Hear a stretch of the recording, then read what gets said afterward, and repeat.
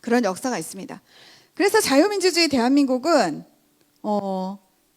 시장 경제를 했고, 그 다음에 교육 개혁을 통해서 국민들에게 글을 가르쳤어요. 여러분, 우리나라가 1950년, 48년에 나라가 세워졌는데 48년 8월에 2년 후에 50년 6월에 전쟁이 났잖아요. 근데 그 와중에도 계속 공부를 시켰어요. 어떻게? 의무교육을 시켰죠. 초등학생들 무조건, 초등학교 나이가 되면 무조건 학교를 보내서 한글을 배워야 된다. 그때 부모들이 아니 우리 애는 지금 나가서 소 염을 먹여야 되는데 무슨 학교냐고, 이런 사람들이 태반이었습니다. 근데 아주 독재적으로다가 이승만 대통령이 무조건 애들을 학교를 보내서 공부를 시켰어요. 그래서 국민들이 50년, 53년 이렇게 전쟁 끝나고 나면은 원래 우리가 문맹률이 80%였는데 나중에는 글자 해독률이 90%가 돼요.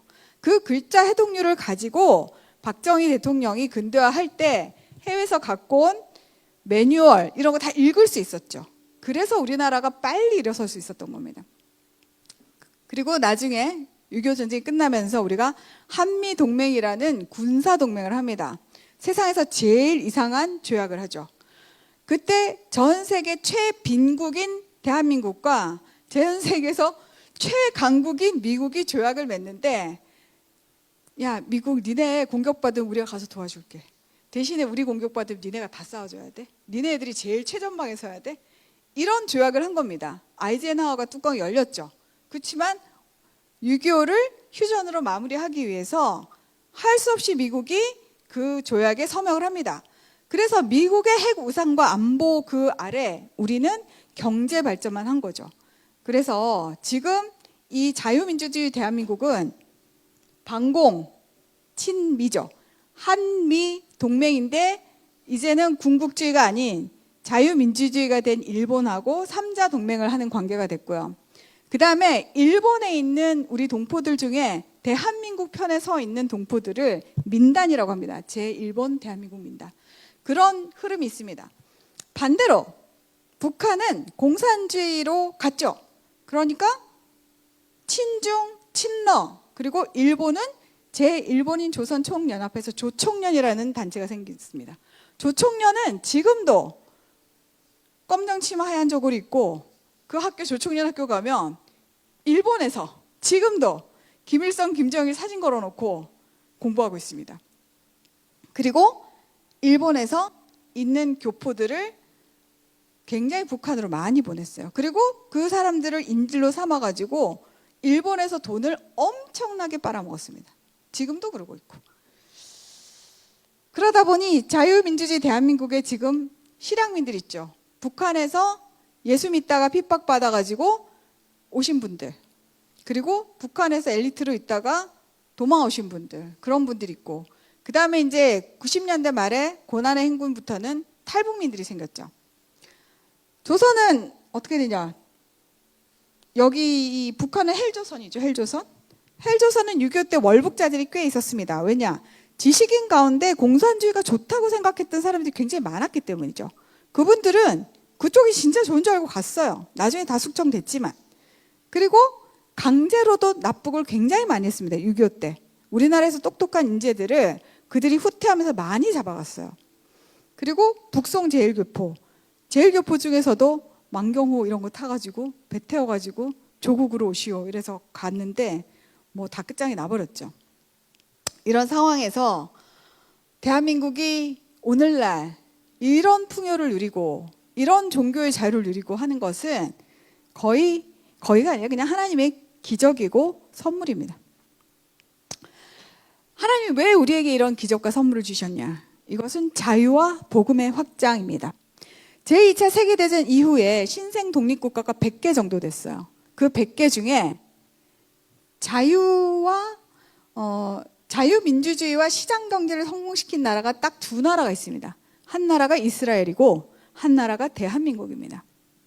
그래서 이 두 나라는 하나는 중동에서 하나는 극동에서 자유민주주의의 교두보 역할을 하고 있습니다. 그래서 이 두 나라 중에 한 나라가 무너지면 굉장히 힘들어지겠죠. 이 나라들이 왜 중요하냐? 이 나라들은 세큘러 국가죠. 우리나라가 뭐 국교가 기독교는 아니니까. 이스라엘도 마찬가지예요. 세큘러 국가이지만 거기는 자유민주주의 선거가 살아있고 종교의 자유가 있고 천부 인권을 보장하고 시장경제, 사유재산권을 보장하는 정말 중동에서 하나, 그리고 이 극동아시아 지역에서 중국, 북한, 러시아 이렇게 붙어 있는데 우리가 겨우 지금 생존하고 있는 겁니다. 여러분, 이스라엘의 인구가 한 800만이라는 사람도 있고 900만이라는 사람도 있지만 이스라엘 안에 유대인만 사는 거 아닙니다. 100만 이상이 아랍계 무슬림들이에요. 근데 그 사람들이 거기서 잘 삽니다. 왜냐? 종교의 자유가 있으니까요. 입장을 바꿔서 생각해 볼까요? 만약에 이스라엘이 아니라 이란이면은 이란 안에서 이스라엘 사람들이 살 수 있을까요? 못 살아요. 왜냐? 거기는 이슬람 신정국가이기 때문에 개종 안 하면 다 죽이죠. 그러니까 이런 것들을 우리가 좀 봐야 됩니다. 대한민국 개신교가 지금 140년 됐다고 하는데 초기에는 배제학당, 이화학당, 또 지금의 세브란스인 재중원 뭐 이래가지고 교육과 의료 선교를 많이 했습니다. 그리고 1907년에 평양 대부흥이 있었죠. 그때부터 새벽기도 문화가 있었다고 해요.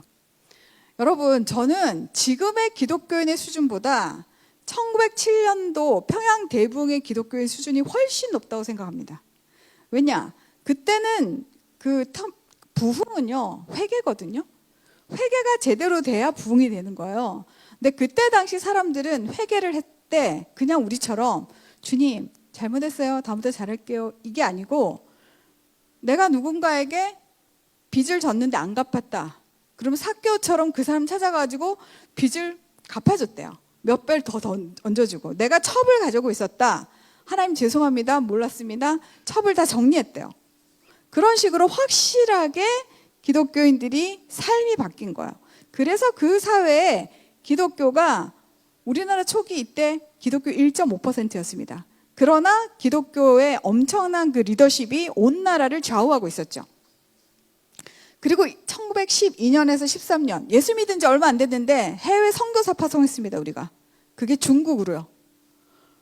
그리고 일제시대는 3.1운동에서 독립운동을 주도했죠. 우리가 맨날 민족 대표 33인 하면서 기독교 16명, 천도교 15명, 불교 2명 하는데 불교는 종교단체 차원에서는 참석하지 않았어요.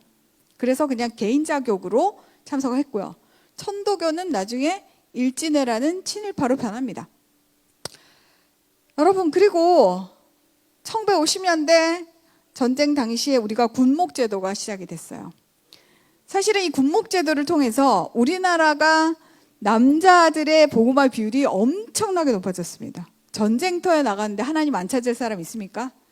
그래서 거기서 하나님을 극적으로 만난 청년들이 나중에 전후 재건에 정말 나라의 기둥 같은 인재들이 됩니다. 그리고 1960년대에서 80년대에 급속한 산업화 도시화를 이루면서 교회도 부흥을 맞이하게 되죠.